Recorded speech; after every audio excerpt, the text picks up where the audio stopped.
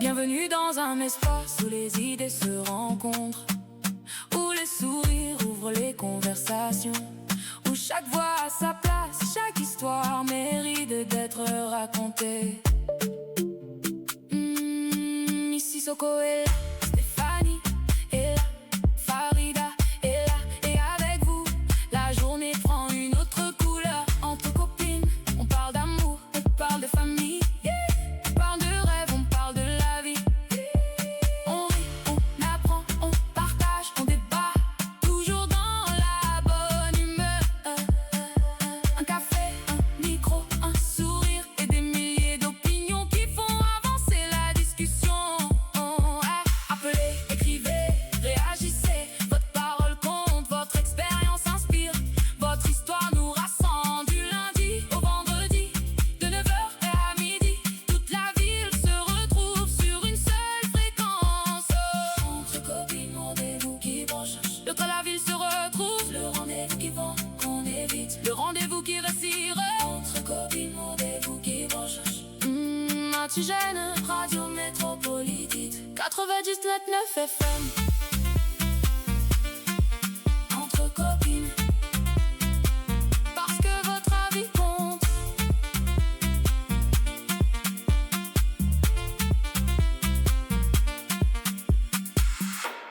RMO FM, radio métropolitaine de Ouagadougou, votre 98.9 FM. Vous êtes bien dans Entre Copines, votre matinale qui met en lumière des parcours inspirants et des initiatives qui encouragent la jeunesse à croire en ses rêves. Aujourd'hui, nous allons parler d'un sujet qui intéresse particulièrement les étudiants, les jeunes diplômés et tous ceux qui souhaitent construire leur avenir. Comment réussir à concilier les études et l'entrepreneuriat? Beaucoup pensent qu'il faut attendre la fin des études pour créer son entreprise, tandis que d'autres choisissent de se lancer très tôt. Alors comment trouver le bon équilibre? Pour en parler, nous recevons un invité dont le parcours est particulièrement inspirant. Notre invité de ce matin est monsieur Ahmed Ouedraogo. Il est juriste de formation, titulaire d'un Master 2 en droit public fondamental, entrepreneur, coordonnateur d'un cours d'appui et également maître de cérémonie. À travers ses différentes activités, il démontre qu'il est possible de poursuivre plusieurs ambitions avec organisation, discipline et persévérance. Aujourd'hui, il est avec nous pour échanger autour du thème « Comment concilier études et entrepreneuriat, les clés d'une réussite durable ». Monsieur Ouedraogo, bonjour et bienvenue dans Entre Copines. Bonjour Mademoiselle Barreau, bonjour Mademoiselle Dalia. Camarade, c'est le langage qu'on utilise. Ah, effectivement, c'est le mot maître du nouveau contexte. C'est ça. Alors, nous sommes très heureux de vous recevoir ce matin.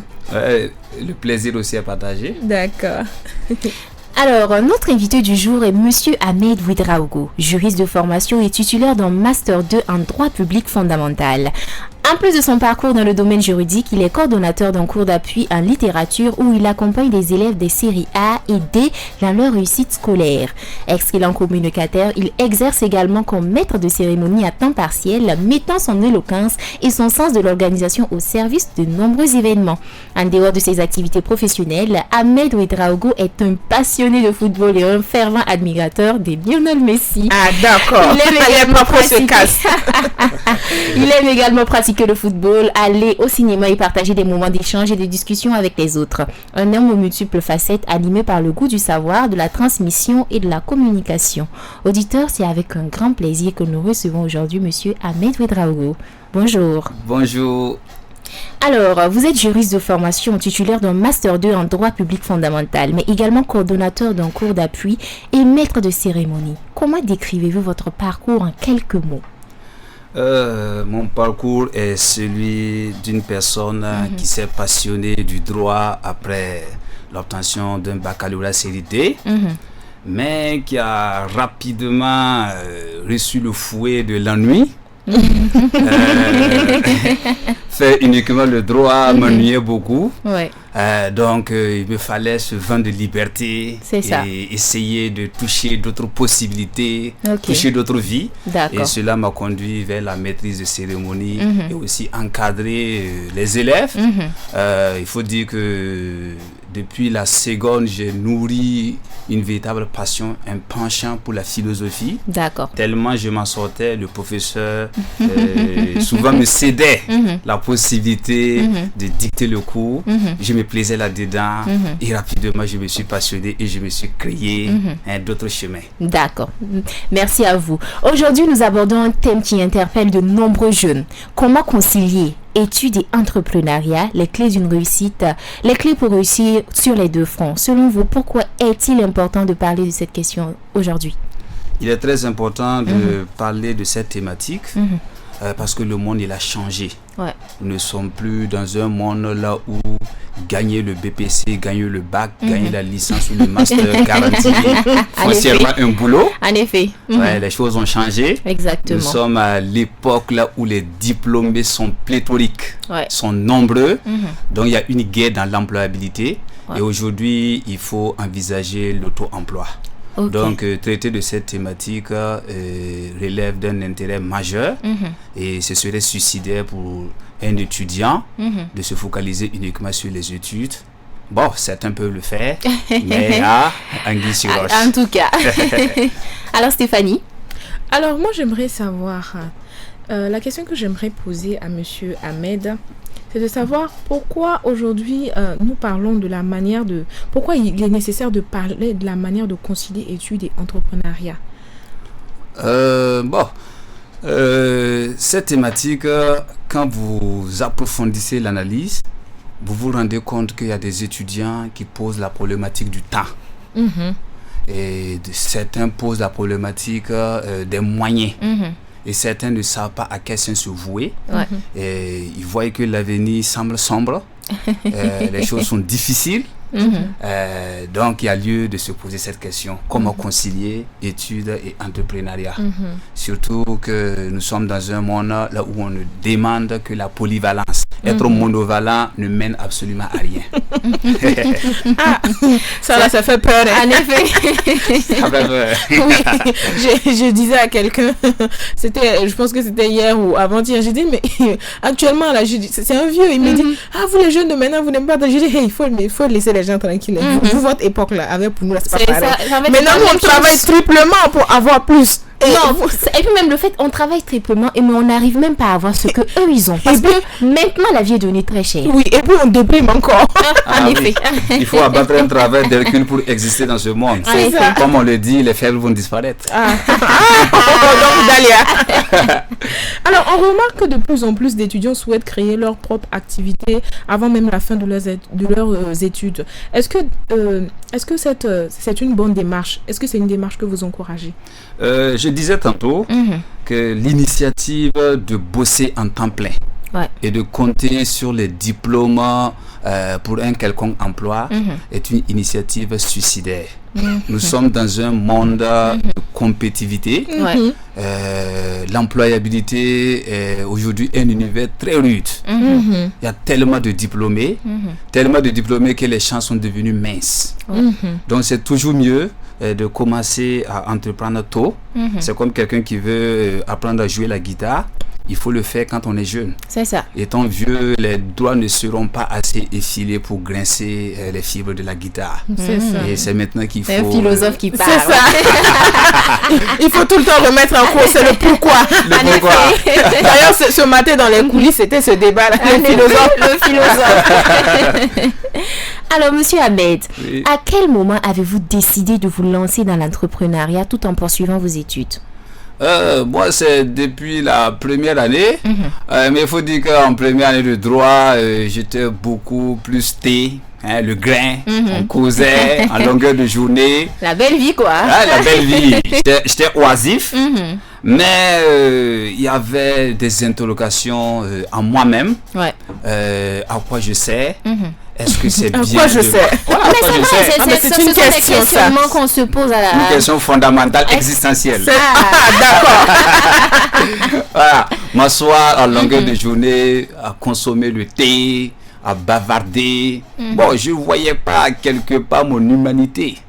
Donc, de là, j'ai commencé à me poser la question, qu'est-ce que je sais faire?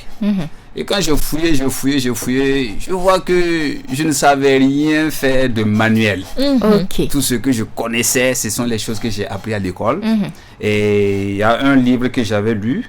À l'intérieur de ce livre, c'était une histoire d'une personne qui voyageait à dos d'âne. Maintenant, il avait à sa charge de la farine et aussi du matériel de ménage. Maintenant, le matériel était penché sur un seul côté de l'âne, qui faisait que l'âne avançait avec beaucoup de difficultés.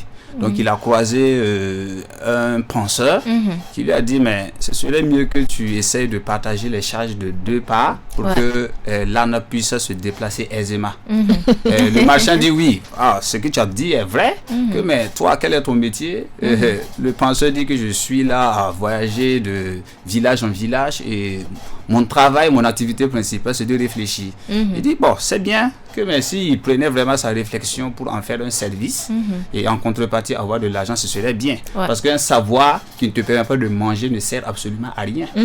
Donc c'est dans ça que j'ai compris que je pouvais mettre en exergue mes connaissances en philosophie, en littérature, de façon générale, pour obtenir quelque chose en contrepartie. Et cela m'a permis en tout cas d'être autonome vis-à-vis des parents et d'avoir ce qu'on appelle le vent de la liberté. Oui. Donc ça veut dire que à cette époque-là, c'était comme si c'était une aliénation. Je vais parler en termes philosophiques. C'est ça. Alors, votre parcours universitaire vous a-t-il aidé dans votre vie d'entrepreneur? Est-ce que ça vous a aidé? Ça m'a beaucoup aidé. Si je prends le domaine dans lequel je suis le plus en matière entrepreneuriat, c'est-à-dire encadré, le droit m'a donné une vision transversale, m'a donné une culture plus solide. Est-ce que vous pouvez diluer le français pour les auditeurs? Oui, parce que c'est... Je pense qu'il est déjà dilué. Non, parce que quand on dit transversal, il y a des auditeurs, bon, obtiens mais qu'à comprendre le son. Il va diluer, donner au bas, femme, quoi. C'est vrai, on va diluer. Voilà. Donc, le droit m'a vraiment ouvert l'esprit. Quand j'interviens en classe, ça me permet d'émettre des idées politiques, économiques, sociales et culturelles, parce que le droit, ça entre partout.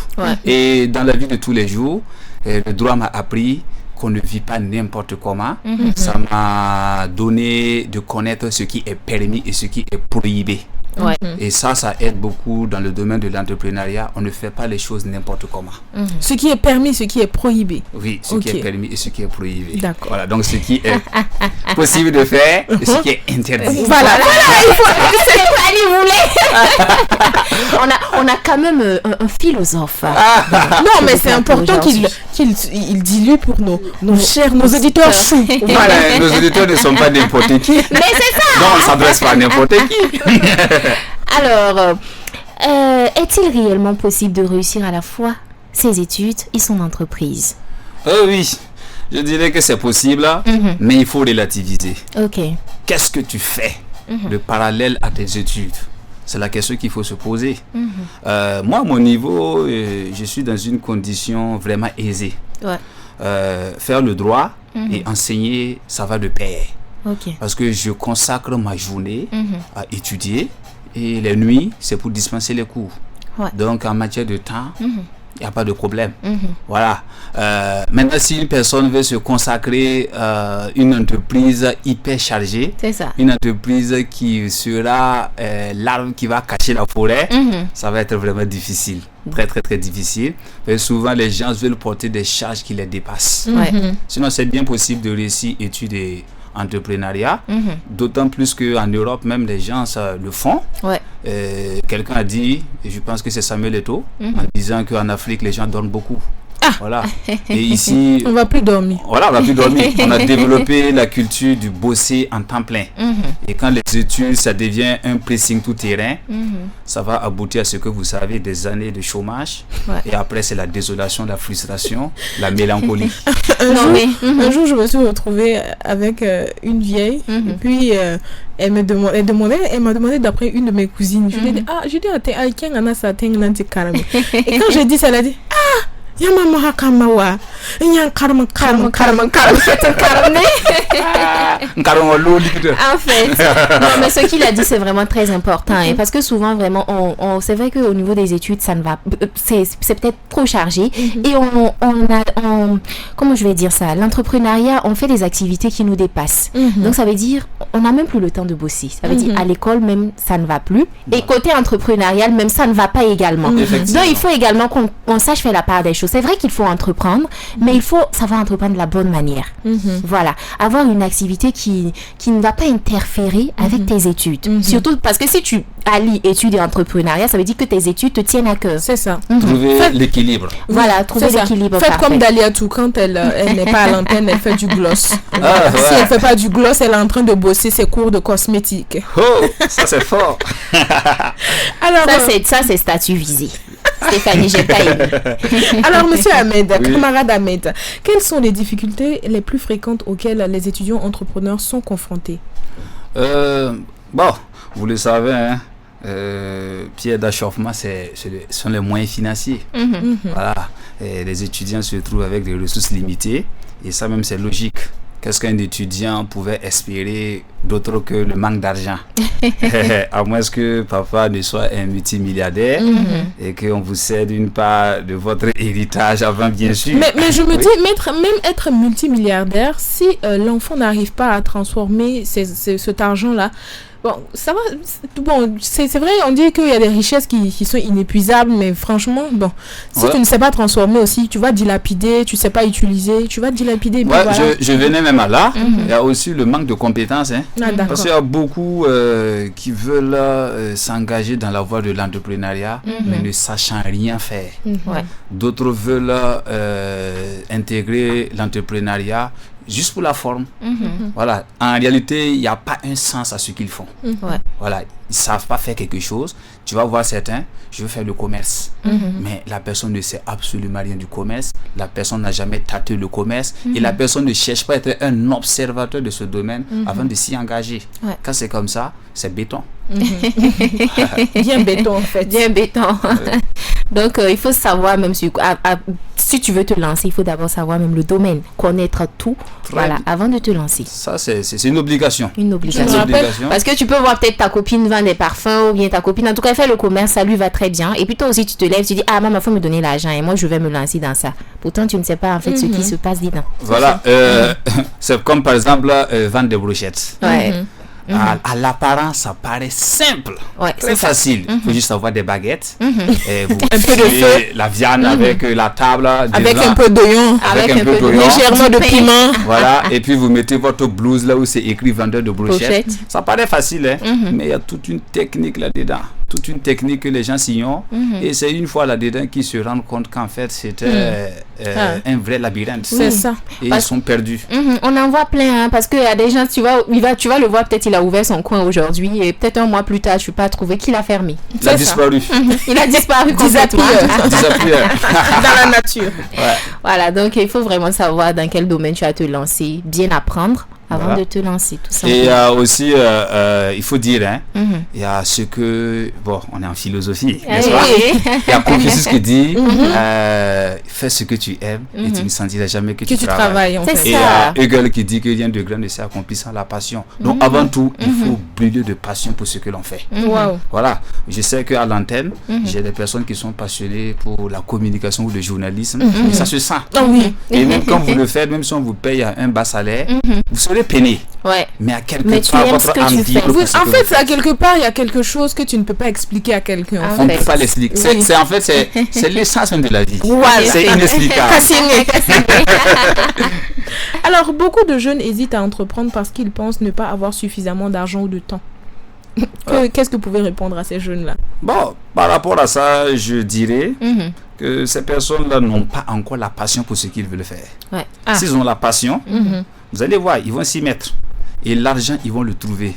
Par je ne sais quoi, hein, par magie, par maraboutage, je ne sais pas. Voilà, mais l'argent, ils vont le trouver. Voilà. Maintenant, quand vous n'avez pas le moyen, mais il faut s'engager dans des choses à ses moyens. On dit qu'il ne faut pas vivre au-delà de ses moyens. Voilà. Une personne qui veut ouvrir, je ne sais pas, une pigeonnerie. Voilà. Stéphanie, en fait, c'est ça. Elle Voilà. vend des pigeons. Là où quand vous faites même le planning financier, Oui. vous devez débourser un truc de 10 millions. Ah non, Ça relève de l'irrationnel. c'est ça. Voilà, donc il faut aller avec les moyens de bord, il faut aller petit à petit. Les gens sont pressés de vite paraître. Ok. Ils sont pressés de réussir. Mais j'ai une petite au quartier qui m'a vraiment étonnée. Cette année, elle a eu le bac. Pendant les vacances, elle fait beau flotto. Donc, quand elle fait beau flotto, là, à la rentrée, elle laisse à sa maman. Oh Sa là maman là. fait. Je vous assure, la petite a acheté une moto à faire de beau flotto, là. Mais c'est comme ça. Voilà, elle sait s'y prendre. Voilà. Et elle sait déléguer. Et elle a, Oui. elle a su être Elle a patiente. su être Voilà. patiente. Et puis, Mhm. quand j'ai regardé, j'ai dit, mais voilà un modèle de résilience. Et quand la petite a commencé au début, bon, c'était un jour, elle m'a dit, non, même je vais le laisser. J'ai dit, non, faut pas la laisser. Et aujourd'hui, même, elle a amélioré. Elle fait des pastels, elle ajoute, elle fait des commandes, elle fait des livraisons. Voilà. Et voilà, Ça, aujourd'hui, c'est de la résilience. Ça, c'est de la résilience. Et fouillez au fond, vous allez voir qu'elle est passionnée. Oui, Ouais. oui. Elle est très très très passionnée. très passionnée Ça fait aussi. que toutes les difficultés qu'elle a eu à rencontrer, toutes les contraintes, elle les a surpassées parce qu'en réalité, elle ne voyait pas de contraintes. Ouais. Elle voyait dans ça sa force. C'est ça. C'est dans ça que sort sa résilience. Oui. Alors, moi, je me dis que souvent aussi, on peut vouloir... parce qu'il y a ce que les gens disent autour. Hein. Voilà. Parce que souvent, tu peux être dans un business, tu commences et puis en temps, les gens disent, toi-même, tu vas pas faire autre chose. Est-ce que ça là, ça marche? Est-ce que ça... C'est ça. Voilà. Je prends par exemple une fille qui est dans, par exemple, le domaine de la vente des vêtements. Et puis, bon, c'est sa passion. Et maintenant, à un moment, elle commence à entendre autour d'elle, on dit, ah, toi, tu vas pas laisser ça là. Les Tout gens le monde, sont il y a en train- tout le quelqu'un monde qui- fait, tout le monde vend fait ça, ça. tout le monde vend ça. Et ça peut être sa passion, mais on va éteindre cette passion en elle juste parce que la personne elle a écouté autour d'elle les ont dit en fait. Exactement. Voilà. Ça peut arriver. Mais vous savez, beaucoup vivent dans ça. Que dira-t-on de ce que je fais? Voilà. Voilà. On sait qu'ils sont nombreux. Hein. Même dans les salles de classe, souvent j'évoque ça, je dis. Mais si tu es passionné de la coiffure, va faire la coiffure. Si tu es passionné peut-être d'aller ramasser le fer et puis vendre, il faut le faire. Si c'est ramasser caca, il faut le faire. Parce que le meilleur mais ramasseur c'est de vrai. caca sera le plus riche. Oui. Ça, c'est sûr et certain. C'est ça. Voilà, moi par exemple, j'ai toujours suivi ce qui me touche dans l'âme et dans l'esprit. Moi, j'ai fait un bac D, Wow. mais j'ai pas fait un choix scientifique. J'étais passionné pour le droit. Avant même le droit, c'était un peu le journalisme, mais après, bon voilà, j'ai changé. Mais pourquoi votre cœur a chaviré d'un coup? Oh, suivant que le droit a pris le dessus de la manière la plus magique. D'accord. Donc, c'est pour dire quoi? Il faut faire ce que l'on aime. Ouais. Voilà, faire ce que l'on aime et ne pas regarder ce que l'autre fait en face ou ce qu'on pensera de moi, être intrigué par les autres. C'est ça. Voilà, on dit, hein, l'enfer c'est les autres. Maintenant, l'enfer c'est les Je autres. pense il que faut pas c'est se Jean-Paul laisser- Sartre, non? Voilà, c'est Ah, Jean-Paul voilà, Sartre. j'ai Mais mes c'est cours. ça, on a Voilà. une philosophe également. Mais ne soyons pas intrigués par le regard de l'autre. Il faut être D'accord. fort mentalement, il faut être stoïque. C'est ça même la liberté, Ouais, hein, être libre. il faut être, voilà. Voilà. Et je dirais aussi que lorsqu'on se défait de ça, si on a un business, même si beaucoup de gens font ça, moi, je pense qu'il y a la particularité et il y a l'innovation aussi. Quand on essaie d'innover dans ce qu'on... Par exemple, moi, je vends des vêtements. Daliatou vend des vêtements. Mais qu'est-ce qui fait la différence entre Daliatou et moi? Ça sera Peut-être ta manière Daliatou, de oui, vendre. ma manière de vendre. Moi, je peux être mon propre mannequin. Je peux créer peut-être des trucs autour de ma vente de vêtements pour C'est ça. attirer ma clientèle. Et peut-être Daliatou, elle, sa manière de faire, c'est peut-être la manière basique. Mais moi, j'ajoute chaque jour de l'innovation à ce que je En fais. effet. Donc, moi, je me dis qu'à force de faire ça, on ne s'ennuie pas dans ce qu'on fait, en fait. Voilà. Voilà. Ouais, ce que vous dites est très pertinent. Et ça se ressent même à nos cours d'appui. Mais nous, on fait les choses autrement. Voilà. On ne décline pas des cours classiques. C'est ça. Chez nous, on mise beaucoup sur les astuces. On donne de la confiance à l'élève. Par contre, dans les classes, je n'en veux pas trop à mes professeurs, hein, parce que moi-même, j'ai été un produit de ces derniers. C'est ça. Mais nous, cette jeunesse-là, on est venu avec un nouveau dynamisme. On est venu avec une nouvelle manière de faire. Voilà. Ça fait que les élèves sont plus attirés par nos cours que d'aller s'asseoir pour suivre un cours classique. C'est ça. C'est Donc, ça. dans l'entrepreneuriat, il faut se distinguer Il faut se par la distinguer. manière, l'innovation, comme vous l'avez dit. Donc, Dalia, il faut bien glosser. C'est vrai, hein. c'est comme même un journaliste, hein, dans la manière de présenter. Une fois, j'écoutais Yacouba, c'est Traoré. Oui, paix à son Voilà, âme. paix à son âme. C'est mon professeur. Vraiment, Voilà. j'ai eu beaucoup. J'ai eu beaucoup de lui et aujourd'hui, je suis très contente Ce fut un grand. Ce fut un grand. Ouais. Oui, Et ex-directeur général de la RTB. Oui. Je l'ai écouté où il dit que mais le jour où le Burkina Faso gagne la Coupe du Monde et que toi, présentateur, tu viens t'asseoir comme d'habitude pour présenter les journaux. C'est pas normal. Tu Non, c'est pas normal. Tu dois patriote. Tu dois adopter une autre posture. Tu dois venir peut-être avec un maillot du Burkina Faso avec des ballons déposés sur la table et la manière de célébrer. C'est ça. Il nous a toujours appris à faire la différence dans tout ce que nous faisons en matière de journalisme. Ah oui, c'est un baobab, je l'ai aimé. En tout cas, pas à son nom. Repose en paix, Papa Yacouba Traoré. Voilà, ce que vous avez dit, c'est très pertinent. Parce que tu vas voir vraiment, tu veux te lancer dans une activité et quelqu'un te dit, par exemple, même au niveau des études, peut-être tu peux te dire, je veux me lancer peut-être en journalisme. C'est comme ce que notre invité Faïda Toé nous a dit. Voilà, on te dit, mais le secteur du journalisme est vraiment bourré. Pourquoi te lancer là-dedans? Pourquoi aller? Et toi aussi, tu te dis, bon, comme on m'a dit, il y a plein de personnes déjà qui sont dans le journalisme, je ne vais pas me lancer, je vais peut-être aller en droit. Pourtant, c'est pas ce que tu aimes. Donc, de base, même en fait, toi-même, tu te remets en arrière. Puisque quand tu vas aller en droit, tu vas te rendre compte que ce n'est pas vraiment ta passion. Ça, c'est vrai. Voilà, donc il faut vraiment qu'on lance un appel à ceux vraiment qui se laissent facilement intimider ou bien vraiment influencer par la vie des autres, franchement. Je dirais que c'est de l'influence. C'est de l'influence. L'intimidation. Voilà. Ouais, et puis vous savez, en première de droit, je ne me rappelle pas de notre effectif exact, mais je sais qu'en espace d'un mois, 2 mois, beaucoup ont démissionné pour la communication. Wow. Puisqu'ils sont venus pour la forme. Et ils ne savaient pas en réalité le fond même du droit. En effet. Les gens se voyaient déjà avocats. Avec les vestes. La poche. La perruque. Voilà. Et ils ne savaient pas que les leçons étaient assez exigeantes et longues. Voilà, donc beaucoup ont dû démissionner par la suite. Ils ont découvert qu'en réalité, il n'y avait aucune passion en droit. C'était que les émotions sont venues par émotion. Et ils ont été rattrapés par la désillusion. Donc vraiment, il faut poursuivre votre passion tout simplement. Si on va résumer même, ça veut dire ils sont venus par passion et ils sont partis par la désillusion. Voilà, par la désillusion. Attention, ils ne sont pas venus par la passion, ils ne sont pas venus par la passion. Ils sont venus par les émotions. Ils sont partis par la désillusion. Exactement. Parole de philosophe. Parole digne d'intérêt. Ouais. Alors, Monsieur Ahmed, comment arrivez-vous à gérer votre temps entre les cours, le travail et vos autres responsabilités? Vous savez, depuis que j'ai fait alliance entre études et entrepreneuriat, je suis devenu très très très exigeant envers moi-même. Quand il s'agit d'aller suivre cours, je suis cours. Mais il y a le fait aussi que souvent, quand le corps ne répond plus, je préfère rester. Voilà, il faut feinter. Voilà, on l'a tous fait. Sometimes. Sometimes on feinte les cours. Bon, si les parents vous écoutez, franchement, c'était pas voulu. Souvent, ça ne dépend pas de notre volonté. Et je suis obligé d'adapter un nouveau système de boss. Il faut souvent même bosser à midi. Voilà, parce que je vais consacrer mes nuits à encadrer. Souvent même, je vous le dis, c'est un sacrifice. C'est un sacrifice. On bosse de 22h à 5h du matin. Ah oui, pour aller composer un devoir. Et jamais je ne déplace un cours pour un quelconque devoir. Jamais. Non, je fais toujours mes cours. Je suis toujours à l'heure. Je suis assidu et ponctuel. Exactement. Mais vous ne verrez pas aussi redoubler ma classe. Je ferai tout pour passer. Ah, mais oui. Mais quand vous regardez aussi, il y a un équilibre entre mes études et puis l'entrepreneuriat. Voilà, je suis pas en train de faire quelque chose de très très très très lourd. Actuellement, je me retrouve même très chargé parce qu'en dehors même des cours, voilà, on a implanté autre chose. On va pas tout déballer. Voilà. Faut pas donner tout. Il y a des surprises. Donc l'homme aux multiples facettes. Il est multipotentiel avec beaucoup de casquettes. Et il est philosophe. Je me plais bien dans ça.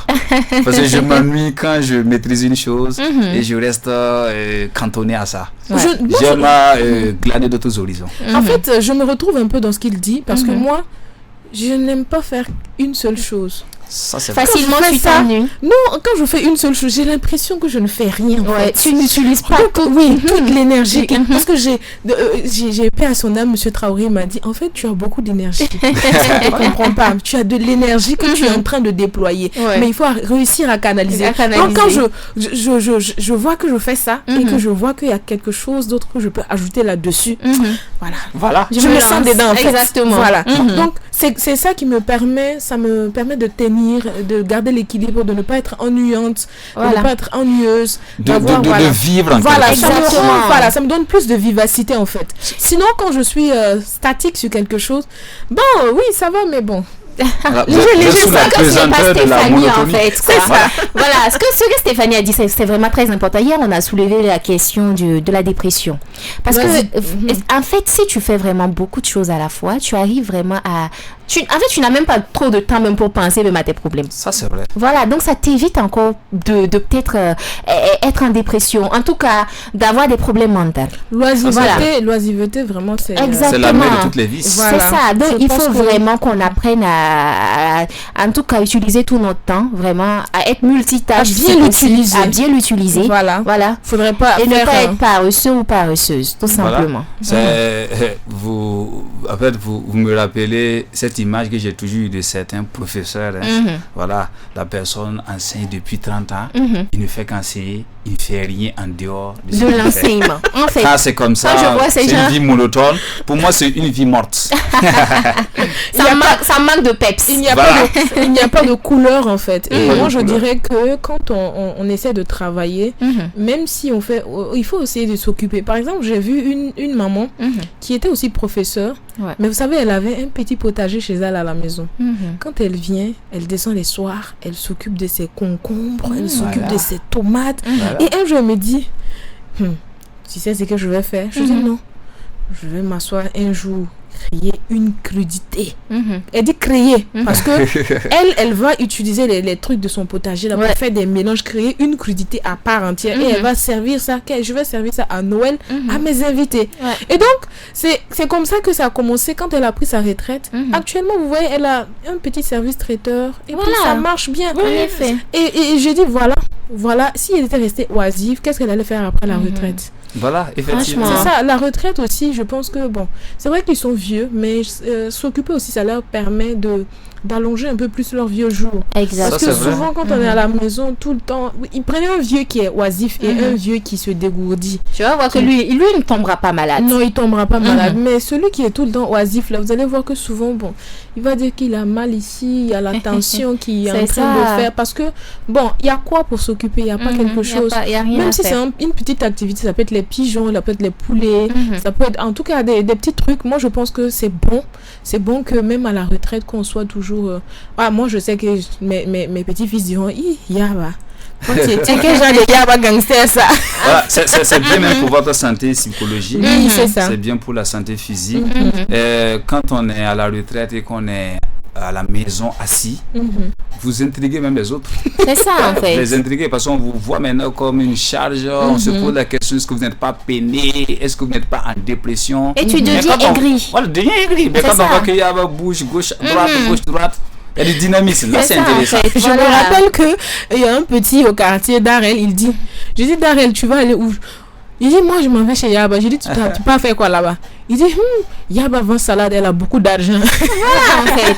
Voilà, donc toi-même, tes petits enfants, quand ils te regardent, ils sont inspirés, ils sont motivés. Voilà, parce que la vieille... Vraiment, tout le monde, on évite, moi je dis, on a dit l'entrepreneuriat ne va pas avec tout le monde. Mais si tu as peut-être un emploi fixe, il faut chercher une activité peut-être extra. Ça peut être pour à la faire. maison, Donc ça tout peut le être monde au en tout quartier.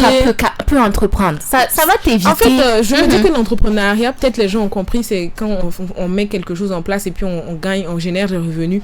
Mais moi, je me dis que ça va au-delà de ça. Même ce que tu fais à la maison, ça peut être des trucs que tu élèves pas pour vendre. pas pour vendre, mais pour peut-être prendre soin de ça, et puis parce que ça te plaît. Ça aussi, c'est de l'entrepreneuriat. Ce que vous dites, c'est vrai, parce que les gens ont une mauvaise conceptualisation du mot. Quand ils voient entrepreneur, ça veut dire foncièrement, on est ébomard. Oui, On a des immeubles, on a un bureau. Bon, ça, c'est une très mauvaise conceptualisation. De l'entrepreneuriat. L'entrepreneuriat, c'est tout simplement une initiative, un service que l'on prête à l'humanité. C'est ça. Voilà, en contrepartie, soit on a le bonheur, soit on a l'argent. Voilà, c'est ça, tout simplement. Surtout le bonheur. Philosophiquement parlant. Philosophiquement parlant, toujours. Alors, monsieur Ahmed, Oui. quelles sont selon vous les erreurs que les jeunes entrepreneurs doivent éviter dès le départ? Dès le départ, l'une des premières erreurs à éviter, c'est de croire que tout se trouve dans le capital. Ouais. Il y a d'autres soucis en dehors même du capital, en dehors de l'argent qu'on a pour démarrer. Il faut même d'abord se questionner sur sa compétence, sur sa passion, voilà, et sur sa discipline. Ok. Deuxième des choses, il faut éviter ce que je dirais entre griffes, le matu vu. On voit les gens pour une entreprise qui vraiment qui nécessite pas un scandale. On se tape déjà un bureau sur une place de Ouagadougou. Et puis une veste bien chaude. Voilà.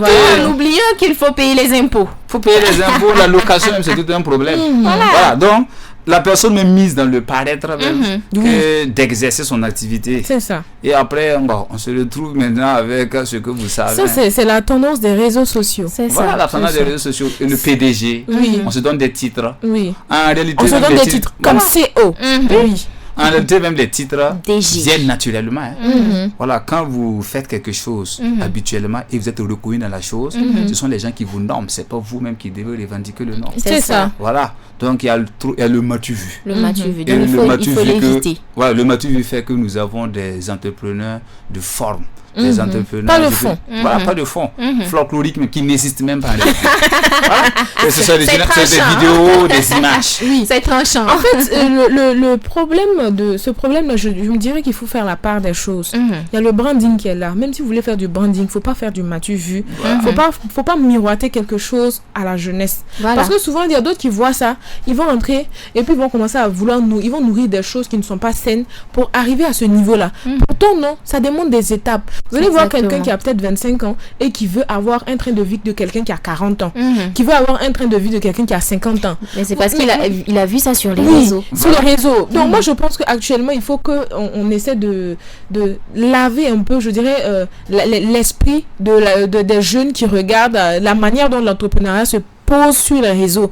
On a trop de fleurs, on montre trop de paillettes, trop de strass, trop de lumière. Il faut être dans le réel en fait. Voilà. Commencer une étape, montrer aux gens voilà comment j'ai commencé réellement et voilà où je suis en train d'aller. Voilà, commencer avec beaucoup d'humilité, avoir la tête sur les épaules. Voilà. Parce que c'est compliqué, hein. Beaucoup vont voir ça et puis ils vont vouloir mener un train de vie qui les dépasse. Voilà. Alors que voilà, c'est vraiment très mauvais. À un moment, ça amène à des dérives. Voilà, des dérives. Des dérives comme tu le sais, Dalia. Ça, c'est une vérité. Parce que c'est comme vous le dites. Et moi, moi, en tout cas, la question que j'aimerais que vous dites, j'aimerais que vous lanciez un appel aux auditeurs.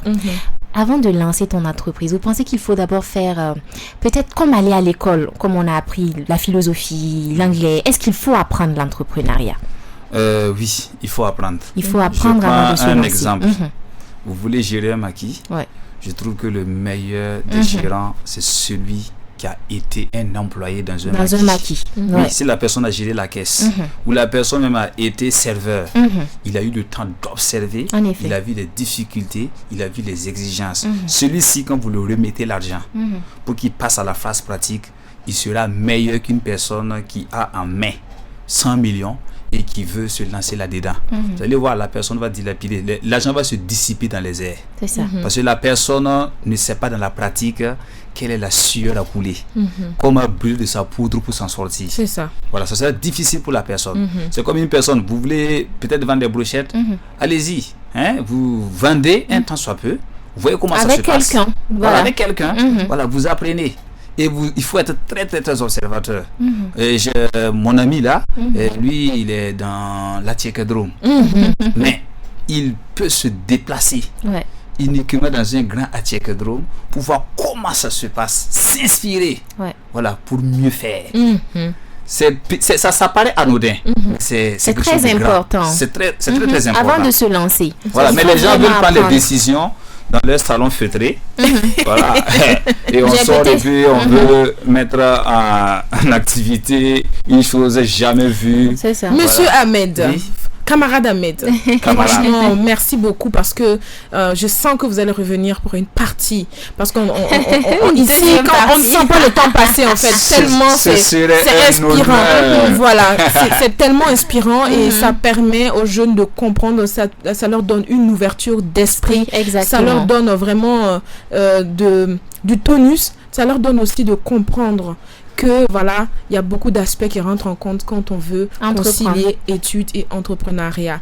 Et je dirais aussi que vraiment cet échange de ce matin, ça a touché un jeune à quelque part qui est couché dans sa chambre et qui veut monter un projet. Même moi, ça m'a touché. M'a touché. Le fait même de dire qu'il faut apprendre à entreprendre. Il faut d'abord en fait, tu pars à quelque part, tu regardes comment ça marche. Et tu adaptes. D'accord. Voilà. Merci parce que nous apportons notre pied à l'édifice de l'humanité. C'est ça. Alors, on va prendre une petite pause avant de revenir pour libérer notre invité du jour.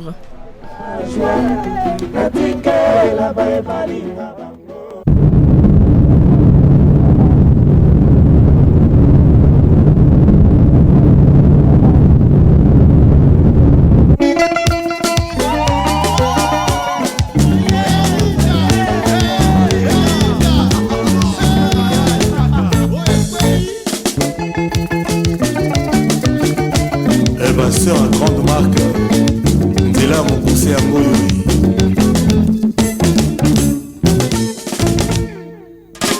Omanite bebeta no seba e imetikanga na libongo olukelu tate molaye ulaka motoka paobe luketela ke mafumbe luketela ke mafumbe. Camarade Ahmed Ouedraogo. Présent. Ah, vraiment, merci infiniment d'avoir partagé avec nous votre parcours, votre expérience et vos précieux conseils. À travers votre témoignage, nous retenons qu'il n'est pas nécessaire d'attendre le moment parfait pour entreprendre. Avec une bonne organisation, de la discipline, de la persévérance et une vision claire, il est tout à fait possible de faire avancer ses études tout en développant son projet. Merci encore d'avoir accepté notre invitation. Nous vous souhaitons beaucoup de succès dans vos activités et nous espérons vous revoir de nouveau très bientôt sur les ondes de la RMO. Ça sera à la fois un honneur et un réel plaisir. Merci beaucoup, Monsieur Ahmed. Monsieur Ahmed, camarade Ahmed Ouedraogo, merci beaucoup et vraiment nous vous souhaitons vraiment un bon parcours entrepreneurial. Bon vin à la radio métropolitaine. Merci beaucoup.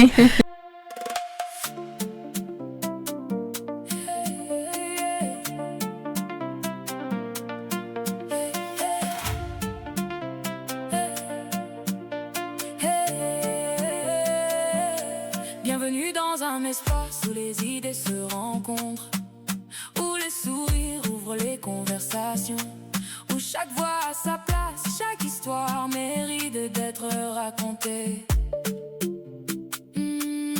Ici Soko est là, Stéphanie est là, Farida est là, et avec vous, la journée prend une autre couleur. Entre copines, on parle d'amour, on parle de famille.